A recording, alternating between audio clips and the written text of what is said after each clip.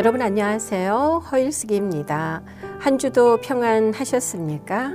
지난 22일 애쉬 웬스데이로부터 사순절이 시작이 됐죠.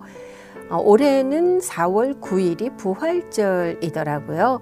애쉬 웬스데이와 부활절 날짜가 매해 달라지는 이유, 음력 기준이기 때문인데요.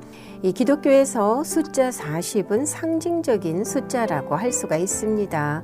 여러 가지 상황 속에서 성경에는 모두 159번이나 등장하는 숫자가 바로 40이기 때문인데요. 물론 이 숫자에 너무 큰 의미를 부여하거나 또 매일 필요는 없지만은요. 예수님은 광야에서 40일 동안 금식하시며 기도하신 후에 마귀의 시험을 물리치셨고 공생애를 시작하셨습니다. 그런가 하면 부활하신 후 40일 동안 제자들과 함께 하셨죠. 모세는 시내산에서 40일을 금식한 후에 하나님으로부터 십계명을 받았습니다. 엘리야 역시 40일 금식 후에 이스라엘 백성들을 지도하는 방법에 대한 가르침을 받았고요. 때문일까요? 각 교회에서는 사순절을 시작으로 부활절까지 자신을 성찰하는 의미에서 40일 특별 기도회를 갖기도 합니다. 각자가 절제, 기도 혹은 금식 등을 통해서 예수님의 십자가 고난과 부활을 좀 더 깊이 묵상하는 그런 시간을 갖게 되는 거죠. 자, 여러분께서는 어떠신가요? 올해 사순절에는 어떤 신앙적인 결심을 하셨는지요? 한 신학 교수님께서 사순절의 참 의미에 대해서 하신 말씀이 문득 생각났는데요. 그분은 이 사순절을 고행주의나 또는 금욕주의적인 발상에서 형식적인 재현을 한다면 그것은 하나님의 구속사에 오히려 반하는 것이 될 수 있다라고까지 말씀하셨습니다. 형식주의에 입각해서 날수를 채우거나 또는 고난을 형상화해서 프로그램에 중점을 둔다면은 사순절의 진정한 의미를 오히려 상실하게 되는 것이라고요. 예수님께서 자신을 십자가에 못 박은 자들을 원망 없이 용서하시고 또 우리를 구원하시기 위해서 십자가 고통을 참으신 그 깊은 사랑을 우리 삶의 현장에서 바로 내 이웃에게 실천하는 것이야말로 진정한 사순절의 영성이다라는 그런 얘기를 하셨는데요. 제 자신을 좀 돌아보게 해주는 그런 말씀이었습니다. 그동안 많은 사순절을 지나면서 제 자신에게만 집중을 했지 사실 주변에 대해서는 크게 생각하지 못했었거든요. 어떤 형태로든 이전과는 좀 다른 이 의미 있는 사순절의 시간이 되었으면 하는 그런 바람이 있습니다. 여러분 혹시 이 켄터키 주에 있는 에즈버리 대학에서 들려온 소식을 들으셨습니까? 켄터키 주에 있는 에즈버리 대학은 이 미국 캠퍼스 부흥 역사에 있어서 아주 중요한 역할을 차지하고 있는 학교입니다. 1970년과 2006년 두 차례에 걸쳐 이미 강력한 부흥의 경험이 있는 그런 학교인데요. 1970년 2월에는 8일간 무려 144시간 동안 쉬지 않고 예배가 드려졌고요. 이후 2천여 명의 전도팀이 부흥의 증인이 돼서 미 전역의 교회와 또 130여 개의 대학 캠퍼스를 향해서 나아갔었습니다. 2006년 2월에 역시 학생 예배실에서 4일 동안 끊이지 않고 예배가 드려졌던 그런 역사를 가지고 있는 대학이더라고요. 그런데 최근 이 에즈버리 대학에서 또다시 새로운 부흥의 역사가 일어나고 있습니다. 에즈버리 대학에서는 매주 수요일 오전 10시에 체프를 드리고 있는데요.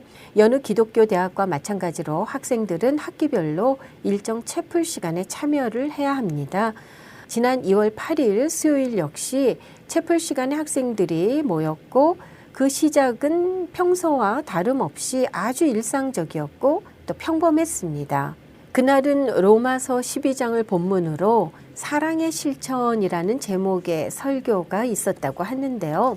설교를 듣던 이 학생들에게 당시 강력한 성령의 임재가 있었고 축도 이후 찬양대가 마지막 합창을 하는 순간 말로 설명하기 힘든 일이 일어난 것입니다. 에즈버리 신학교의 토마스 맥컬 교수는요, 당시 상황을 이렇게 설명하시더라고요. 예배 중에 임한 강력한 성령님의 역사하심으로 채플이 맞춰졌음에도 불구하고 학생들이 그 자리를 떠나지 않았고 그 시간부터 계속해서 이렇게 며칠째 하루 24시간 찬양과 기도, 예배가 이어지고 있다고요. 토마스 맥컬 교수가 목격한 것은 수백 명의 학생들이 아주 조용한 목소리로 찬양을 하거나 혹은 또 자신과 이웃 그리고 세계 평화를 위해서 기도하는 모습이었다고 합니다.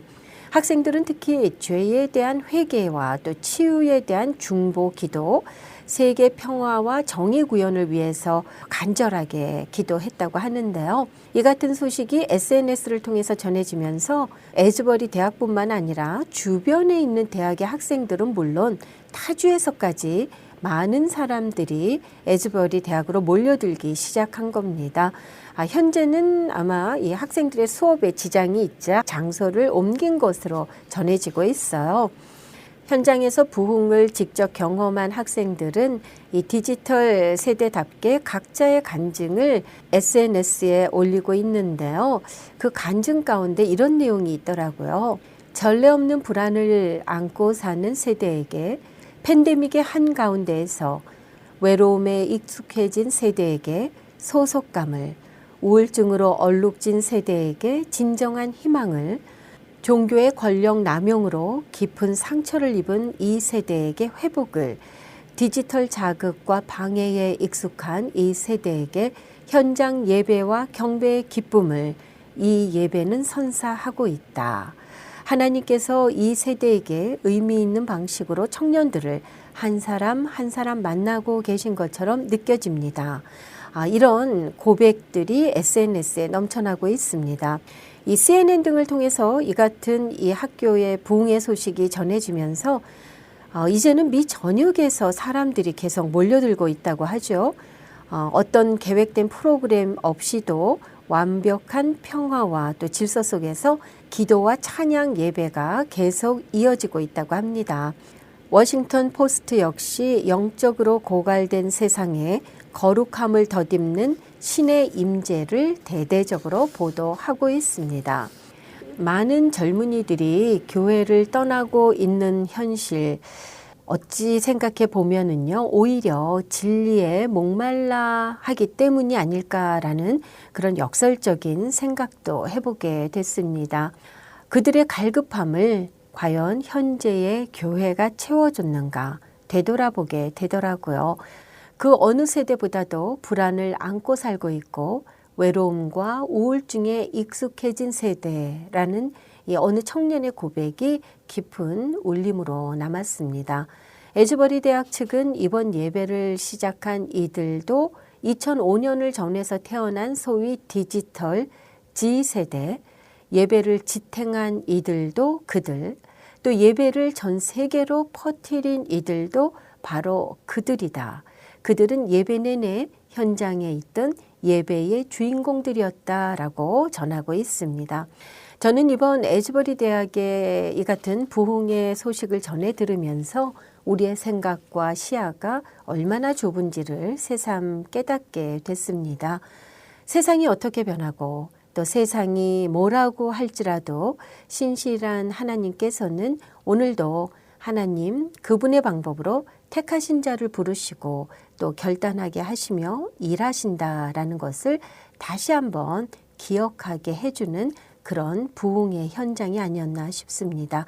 자, 오늘 동행 이 시간 마무리하면서 이 찬양을 전해드리지 않을 수가 없었습니다. 부흥 찬양 오늘 끝곡으로 전해드리면서 동행 순서는 여기에서 모두 줄이겠습니다. 오늘 동행 함께 해주신 여러분께 감사드리고요. 저는 다음 주 어느새 3월이 되겠네요. 이 다음 주 월요일에 다시 여러분들 찾아뵙도록 하겠습니다. 애청해 주신 여러분 감사합니다.